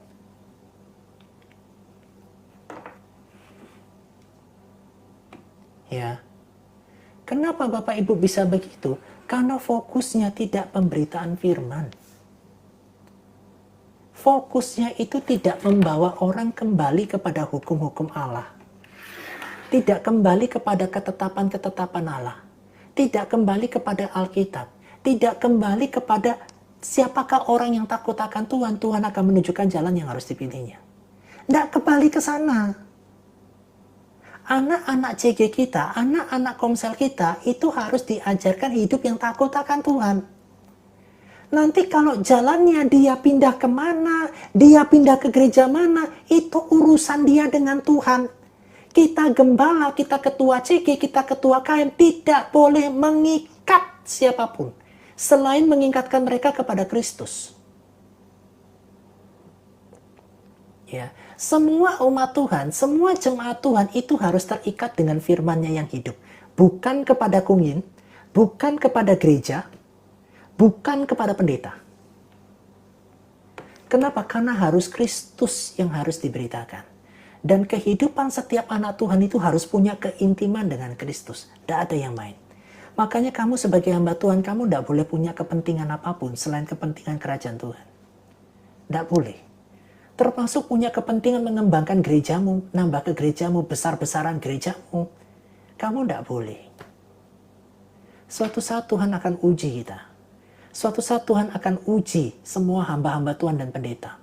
Apakah kamu mengajarkan umatku takut akan Tuhan atau tidak? Saat kamu mengajarkan umatmu takut akan Tuhan, ada proses seperti Abraham dan Ishak. Kamu harus melepaskan anak kesayanganmu itu. Kamu harus melepaskan yang sudah kamu muridkan sekian lama itu. Bahkan pelayanannya luar biasa, pelayanannya hebat, tapi Tuhan berkata, aku minta jiwa ini, aku minta anakku ini untuk pergi memberitakan dan membangun gereja seperti yang kutanamkan buat dia. Kamu rela enggak? Kamu rela enggak? Atau sering sekali kita berdalih, ini bukan dari Roh Kudus. Ya, yang sering terjadi kan begitu. Roh Kudus A sama Roh Kudus B bisa beda suaranya. Ya, Tuhan akan uji itu. Ya, saya kasih tahu ya. Semakin kamu mengajarkan itu takut akan Tuhan, Tuhan akan uji apakah kamu rela melepaskan anak didikmu. Saat kamu rela melepaskan anak didikmu akan dikembalikan kepadamu dan akan mengembangkan gereja dengan cara Tuhan yang ajaib dan luar biasa. Tetapi kalau kamu hanya mengembangkan organisasi, Tuhan izinkan gerejamu tambah banyak. Ya, tapi kamu tidak akan pernah melihat 9 buah roh itu benar-benar berbuah di dalam kehidupan anak-anak CG-mu. Kamu bisa lihat dari atas jumlah jemaatmu banyak. Jumlah pelayan Tuhanmu banyak. Tetapi pertumbuhan 9 buah roh Tuhan yang tentukan. Ya, itu dia. Ya, Bapak Ibu, di live-live saya, termasuk di YouTube saya tidak pernah bawa kalian ke gereja saya. Kalian bebas. Saya hanya mengatakan apa yang Yesus katakan. Kalian harus terikat sama Yesus. Kalian tidak boleh terikat atau ngefans secara berlebihan kepada pendeta siapapun termasuk saya. Kamu harus terikat pada Kristus. Tidak semua perkataan pendeta itu terkadang betul di dalam kehidupanmu. saat kamu konseling dan sebagainya, belum tentu itu solusinya bisa pas dalam kehidupanmu sehari-hari. Makanya saya sampaikan Bapak Ibu, andalkan Tuhan Yesusmu. Tuhan Yesusmu itu hidup. Tuhan Yesusmu itu ajaib. Kami ini terbatas. Kami itu masih punya darah dan daging sama seperti kalian. Kalian makan daging, saya makan daging. Kalian punya emosi, saya punya emosi. Kalian punya nafsu, saya juga punya nafsu. Kalian suka perempuan, saya pun suka perempuan. Kita ini pencinta wanita, tetapi kita bukan buaya, bukan? Kita sama sebetulnya. Hanya bedanya itu di beda panggilan. Ya, jangan pernah mendewakan hamba Tuhan. Tapi banyak yang mendewakan hamba Tuhan, tidak boleh. Tidak boleh. Ya, jangan pernah mendewakan hamba Tuhan. Cium-cium tangannya apa dan sebagainya, nggak usah. Ya, wah ini minyaknya ini didoakan sama hamba Tuhan, tak beli dan minyaknya, tak usah. Ya, minyak apapun didoakan sama hamba Tuhan gitu ya. Itu bukan dikatakan paling berkuasa, enggak. Ya, itu Tuhan kasih dengan free, seharusnya dibagikan dengan free. Ya, enggak perlu itu Bapak Ibu. Beli-beli minyak itu enggak usah. Oh ini karena doa, ini karena itu, enggak. Alkitab kita mengajarkan apa? Doa orang benar bila dengan yakin didoakan besar kuasanya. Bukan doa seorang pendeta. Ya, doa orang benar. Jadilah benar di mata Tuhan. Saya bersama dengan Bapak Ibu, kita ini sedang berlari-lari untuk jadi hidup benar di mata Tuhan. Ya, saya sampaikan ya, saya pribadi belum tentu lebih benar daripada Bapak Ibu loh di hadapan Tuhan. Ya, belum tentu loh. Ukurannya siapa? Ukurannya Tuhan Yesus sendiri, pribadi lepas pribadi. Ya, makanya kita sama-sama berjuang Bapak Ibu. Ya, kalau Bapak Ibu mau pindah ke gereja Mawar Sharon, pastikan motivasimu itu betul. Silakan kamu pindah. Kalau memang kamu mendapatkan asupan rohani, firman Tuhannya betul-betul mengena, tetapi bagaimana 9 buah rohmu berkembang enggak? Atau cuma untuk seneng-seneng aja? Punya banyak teman. Ya, ada tambahan bisnis di antara teman-teman di sana. Ya, Bapak Ibu ya, dimanapun kalian berada. Nah terus lebih hebatnya lagi, ngajak teman Katolik deh. Ya. Karena banyaknya orang-orang Katolik yang akhirnya pindah ke Kristen, muncullah nanti sebuah live. Kenapa saya masih tetap Katolik gitu? Bapak Ibu, kita gereja ya sama teman-teman Katolik nyembah Kristus Yesus itu bukan untuk menjadi persaingan.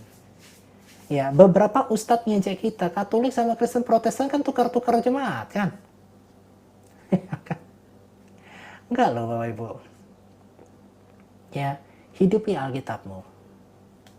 Ya, kita ke gereja itu hanya yang namanya sebuah seremoni atau perayaan. Gereja itu menjadi tempat kamu dilatih. Di dalam apa? Pelayanan. Di gereja itu kamu dilatih untuk apa? Hierarki. Ya, ada kepemimpinan yang tegas, ada kepemimpinan yang absolut. Ya, kamu belajar untuk menghormati pemimpinmu. Ada otoritas di sana. Kamu belajar merendahkan diri di situ. Kamu diajarkan pelayanan, kamu difasilitasi, kamu diadakan yang namanya training prayer. Ya, Tuhan Yesus memberkati ya. Izin live ya, silakan live. Ya, ini siapa yang mau naik? Bunda Lydia adakah? Hedis Chu. Oke. Bang Hedis mau bertanya atau mau bersaksi? Nanti saya naikkan ya. Sebentar ya. Ya. Mari teman-teman Kristus, pengikut Kristus gereja Tuhan, ayo bersatu. Ya, kok aku ditawarin sama anak CG itu? Anak teman-teman dari GMS aku suruh ke gerejanya gimana kok? Kamu doa. Ya, kalau kamu hidup takut akan Tuhan, Tuhan tunjukkan jalan yang harus kau pilih. Kalau mau ke GMS, nggak apa-apa. Bilang sama ayah ibumu, aku pergi ke GMS.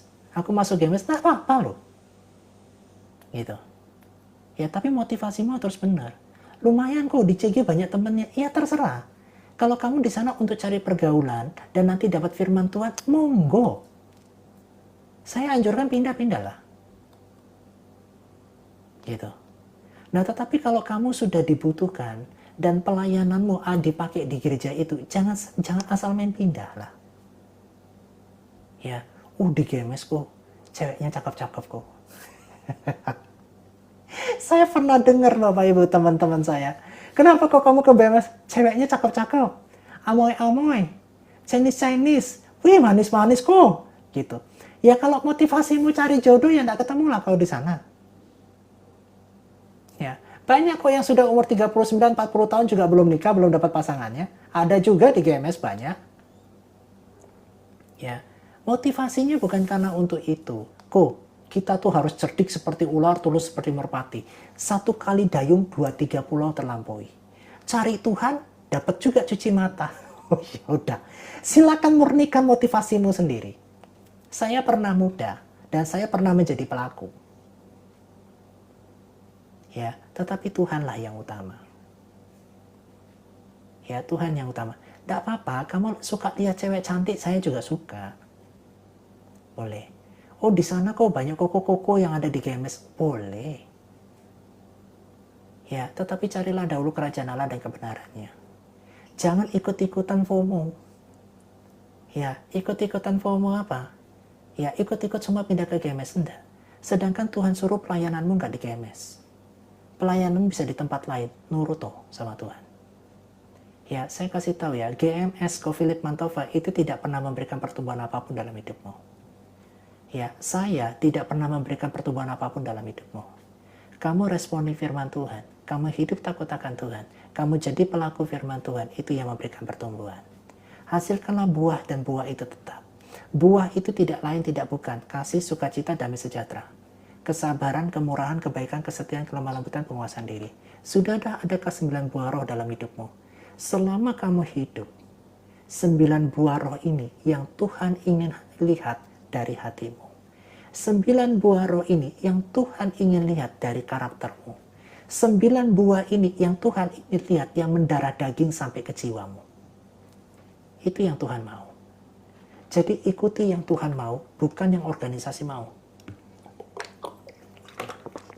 Ya, ikuti yang Tuhan mau, bukan karena kita mau sendiri. Itu Bapak Ibu. Ya, Tuhan Yesus memberkati. Silakan kalau teman-teman ada yang mau bertanya, mau sharing boleh. Mohon maaf ya, Bapak Ibu ya, ini bukan untuk menghakimi GMS ya. Ya, tetapi kejadian-kejadian di lapangan itu yang harus dikritisi, bukan untuk dihakimi. Ya, bukan untuk menghakimi GMS, enggak. Ya, tapi pola-pola mereka yang seolah-olah mencari jiwa anak-anak sulung dari gereja-gereja lain itu yang nggak betul. Ya, paham ya Bapak Ibu ya? Bukan untuk menghakimi ya. Sekali lagi saya katakan bukan untuk menghakimi. Mari Bapak Ibu kita nikmati satu lagu ini dulu. Tuhan Yesus memberkati.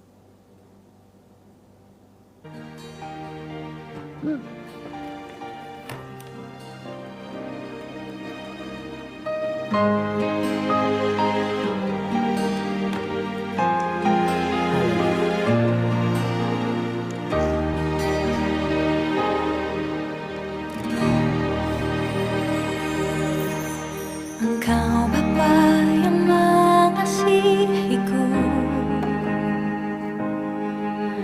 tak kau pandang bentuk dan rupaku. Engkau mengasihiku dengan sepenuh hati, tak pernah sama seperti dunia ini.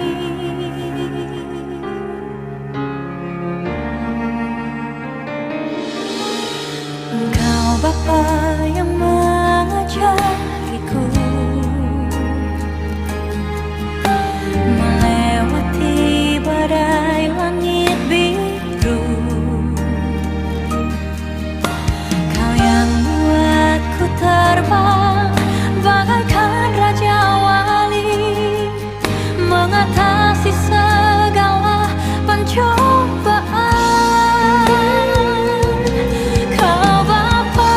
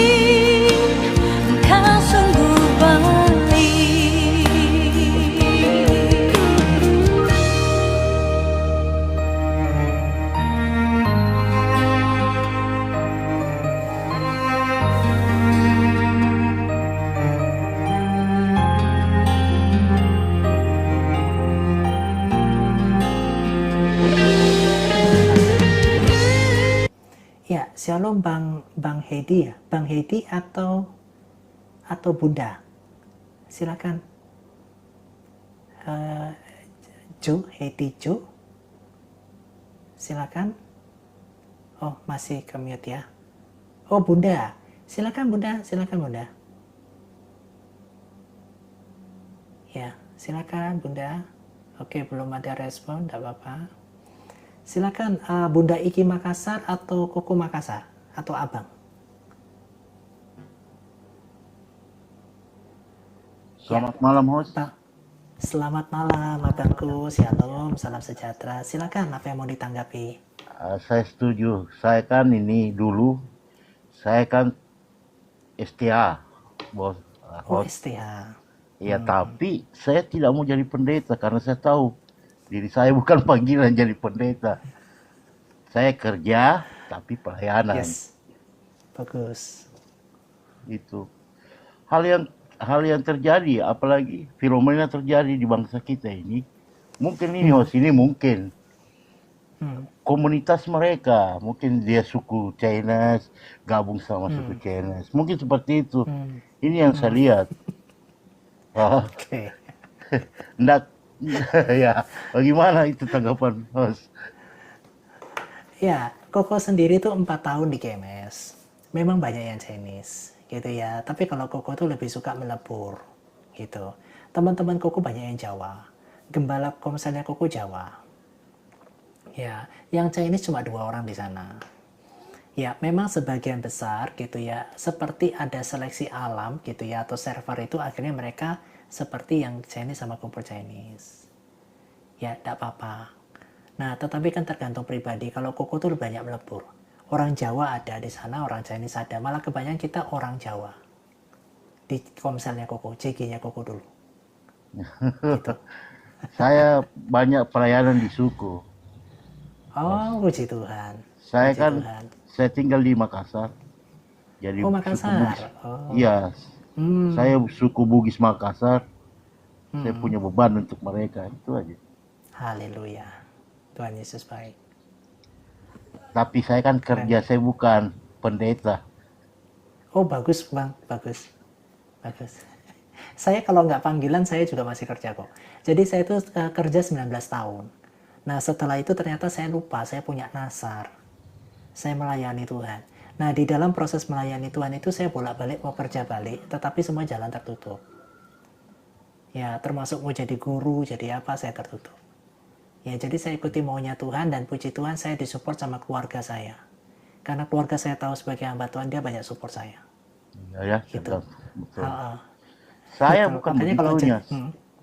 Saya di sport semua keluarga, tapi saya tahu diri. Saya nggak bisa jadi pendeta. Saya bukan talenta saya situ, bukan Tuhan izinkan seperti itu. Iya, betul Bang. Keren itu, keren. Yang penting Abang bisa sambil melayani sambil bekerja, wah itu keren banget. Itu Iya. keren banget. Saya suka itu. pekerjaannya mau tahu ya. Saya jurnalis, Gak Bang. apa-apa. Saya jurnalis. jurnalis. Iya. Oh, Jadi saya luar biasa. jadi kebenaran saya sikat itu orang paling banyak benci saya karena saya kebenaran yang saya terapkan. Ya, luar biasa. Cuma terkadang kita harus jaga-jaga ya Bang. Maksudnya terkadang kita bisa frontal, kadang-kadang kita nggak bisa frontal ya. Termasuk saya. Kalau di live TikTok seperti ini saya frontal aja. Saya Kalau tidak mau dalam frontal, organisasi Bang. nggak terlalu frontal. Oh, Saya oke. tidak mau frontal di teman apa. Tapi di saat kebenaran saya harus tegas. Itu aja. Gas. Silakan digas. Oke, Bang, yang saya lain. nyapa teman-teman yang lain dulu ya. Yang lain aja ya, Oke. Mas. Ya. Oke, terima kasih ya brother ya. Bunda Hedi bisa di mute-nya dibuka? Atau saya ke temennya yang di atas dulu? Oke, masih ke mute ya. Bunda di atas Bang Iki, bisa dibuka mute-nya? Iya, Oh, shalom Bunda, silakan Bunda. maaf Koko, saya di sini ingin ikut belajar saja gitu, ingin ikut menyimak Oh ya, karena saya Muslim tapi saya ingin menambah pengetahuan mengenai oh agama yang Koko saya anut karena saya awam sekali. gitu. Oh, ya. Assalamualaikum kalau gitu. Waalaikumsalam. Iya, terima kasih ya sudah bergabung di sini ya. Iya, Mau saya belajar? ingin Ini teman belajar kita. Koko. Oh, Ya, terima bisa. kasih. Ada pokoknya. Asal Ya, mana? Tuhan Asal Yesus. mana? Saya dari Tasikmalaya, Bang. Oh, jauh. Tasik, Coba di Tasik Makassar. Saya follow Iya, up kok iya. kalau di Makassar. Iya, Oh, saya follow ya, Bang ya. ya, silahkan follow abangnya boleh. Nanti banyak cerita-cerita diskusi di sana ya. Iya. Gitu. Terima kasih sudah bergabung Kak. Buat Bunda Hetty sudah bisa dibuka Kak mute-nya? Atau hanya parpun saja? Bunda Lydia mungkin bisa bantu saya ya? Untuk ini ya. Oke, saya undang Bunda Lydia ya. Gitu. Ya, silakan Bunda Lydia, silakan. Shalom Koko. Shalom, shalom, shalom, shalom. Ini Bunda Henti nih Koko. Oh, Bunda Hetty. Iya, Bunda Henti yang di kita, yang di mana di Menara. Mungkin kepencet ini tadi. Iya. Oke, salam. Oke. Salam kenal ya sama Bunda Ayang ya. Makasih, salam toleransi ya sudah bergabung. Terima kasih ya. Iya, salam Gimana kenal ini? juga. Iya. Tasikmalaya. Tasikmalaya. Bunda Iya. Hetty kalau boleh, iya. Bunda Hetty kalau boleh tahu tiba-tiba ketertarikan di atas kepingin dengar itu ketertarikan di mana Bunda? Kalau boleh tahu. Bunda Ayang. Ayang. Oh, oh Bunda Ayang. Wah ini mah teman Bunda saya ini di koma. Ini teman saya ini Bunda Ayang ini. Ah, ya ampun, saya kira saya baru kenal ternyata udah lupa ya. udah kenal. Ya makanya saya Ngerjain Gimana sih, aja Koko Bunda ini? Ayang ini. Ya, iya. saya masuk ke Maaf rumah ya. itu kan Ini sudah kenal. iya Koko ini lupaan ini Bunda. Koko ini lupaan. ini Iya. di komalnya tadi. Saya tuh ingat gara-gara kata Bunda Ayang ya. Oh iya Bunda Ayang kan. Ini mah saya kenal. Bunda Ayang ini mah. Lupa ya. Iya ingat. Iya. Dikerjain deh Bunda. Oke. Sip. Teman-teman kalau nggak ada pertanyaan lagi kita tutup ya. Bunda Ayang kita tutup ya. Bunda Lydia sama pengen Ya, ditutup ya. sebelum tutup aku tak bilang terima kasih dulu Koko. Shalom semua teman-teman ya. Terima kasih semua ya yang sudah bantu tap-tap layar. Yang sudah posting ulang ya. Makasih semua ya. Dukung terus pelayanan Koko ya teman-teman. Doakan Koko tetap sehat ya. Biarlah Koko dipakai Tuhan luar biasa lagi ya. Tetap sehat, tetap semangat dan diberi kerendahan hati ya. Makasih Bunda Ayang, berkatnya untuk Koko, Tuhan Yesus berkati ya. Iya, Oke, lanjut. Kirain masih ini. Kirain belum mau tutup. Biasa mulai tadi di jam 8 waktu Indonesia bagian Oh, tengah iya, kita iya. 1,5 jam sampai 2 jam. Iya, berarti besok Jam kembali 7, lagi ya, jam kok. 7. Besok jam Senin, 10 Senin. waktu Senin, jam 10 waktu Indonesia bagian barat. Senin pagi ya, boleh gabung. Izin follow ya Bunda Ayang ya, izin follow ya, aku follow Iya, ya. Bunda. Iya, Oke. Iya. saling follow aja. Oke, makasih Tuhan berkati. Ya, kita doa yuk. Amin. Yuk, kita doa yuk. Kamu swastiastu, kamu budaya. Nama budaya. Iya. Kita doa ya. Bapak kami ucap syukur Tuhan buat rekan kami Bunda Ayang yang kami kasihi. Tuhan berkati juga pekerjaan dan kehidupannya, keluarganya. Tuhan berkati. Terima kasih sudah bergabung dengan room hambamu yang sederhana ini. Engkau bisa pakai kehidupannya, pekerjaannya. Tuhan berkati. Haleluya. Bapak kami ucap syukur Tuhan, kami tutup room hambamu ini. Tuhan yang memberkati kami dan lindungi kami. Bapak Ibu angkat kedua tanganmu dan terimalah berkat. Allah Abraham, Ishak dan Yakub memberkatimu dan melindungimu, menyinarimu dengan wajahnya dan memberikan engkau kasih karunia, menghadapkan wajahnya kepadamu dan memberikan engkau damai sejahtera. Demi nama Bapa dan Putra dan Roh Kudus mulai dari sekarang sampai selama-lamanya. Haleluya, haleluya, haleluya. Terima kasih Bunda Ayang. Terima kasih Terima semua. kasih. Tuhan Yesus Bang berkati Makassar. semua. Oke, makasih semua ya. Tuhan berkati teman-teman ya. Tuhan Ayo kita berkati. turun bareng-bareng Koko. Awas Template, kita jatuh di oke. rawa-rawa.